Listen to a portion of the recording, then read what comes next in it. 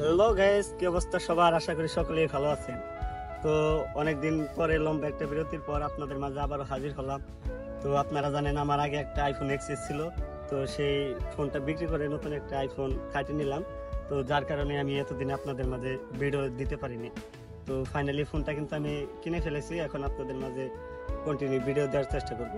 তো আজকে আমি আপনাদেরকে দেখাবো যে আমাদের যে আবাদি জমিটা আছিল আপনাদেরকে দেখিয়েছিলাম, সেই জমিগুলোতে ধান কিন্তু লাগানো হয়েছিল। এখন ধানের সিজন, তো ধানগুলো এত পরিমাণে পেকে গেছে, মানে ধানগুলো পেকে অলরেডি কাটার উপযুক্ত হয়ে আছে, কিন্তু ধান কাটা মেশিন এবং কি যারা কাজ করে কাজের মানুষের অভাবে ধানগুলো কিন্তু কাটতে পারতেছে না। যার কারণে যে গৃহস্থরা আছে, মানে যারা জমির মালিক, তারা কিন্তু খুব একটা অসুবিধার মধ্যে পড়ে গেছে। তো আপনাদেরকে দেখাই কি পরিমাণে ধান পেয়ে গেছে।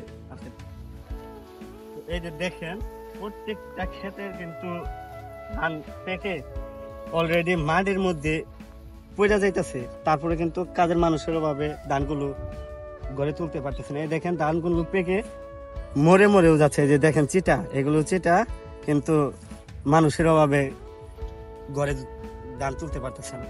তো দেখেন সম্পূর্ণ চড়ার কিন্তু একই অবস্থা, সম্পূর্ণ জমির একই অবস্থা, সম্পূর্ণ ক্ষেতে কিন্তু পেকে গেছে। তারপরেও কাজের মানুষ পাওয়া যাচ্ছে না, মেশিনও পাওয়া যাচ্ছে। ওই যে দেখতে পাচ্ছেন দূরে একটা মেশিন, কিন্তু এই ধান কাটার মেশিন গুলার এমন একটা অবস্থা, এইগুলা একটা জমি যদি কাটা হয় পরে এই মেশিনটা নষ্ট হয়ে যায় আর কি।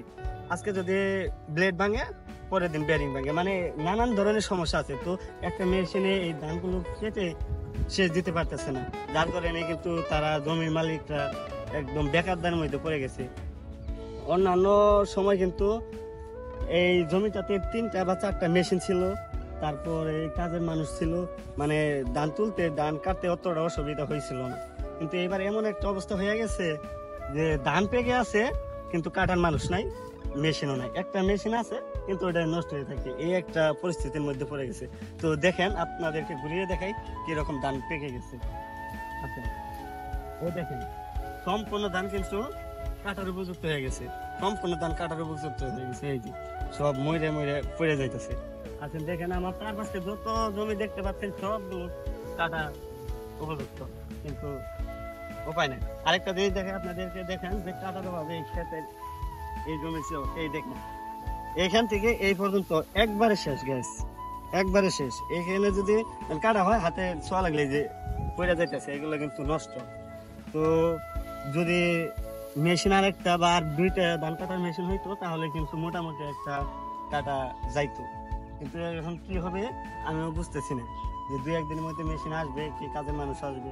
তো এবার কিন্তু অন্যরকম একটা পরিস্থিতির মধ্যে পড়ে গেছে। শুধু আমাদের এই চকি না, অন্যান্য এলাকায় আমি ঘুরে দেখছি, সম্পূর্ণ এলাকার চকে কিন্তু এই অবস্থা, ধান কেটে দেওয়ার মানুষ নেই, সম্পূর্ণ জমিতে ধান পেকে আছে কিন্তু কাটার মানুষ নেই, এই একটা অবস্থা। তো বন্ধুরা, আজকে আমি আপনাদের মাঝে এখানে বিদায় নিব। তো দেখতে পাচ্ছেন এইখানে যদি কাটার মানুষ হয়, মেশিন হয়, তো পরবর্তীতে আপনাদেরকে দেখানোর চেষ্টা করব তারা কিভাবে ধান কাটে। তো ভালো থাকবেন সবাই, খুদা হাফেজ।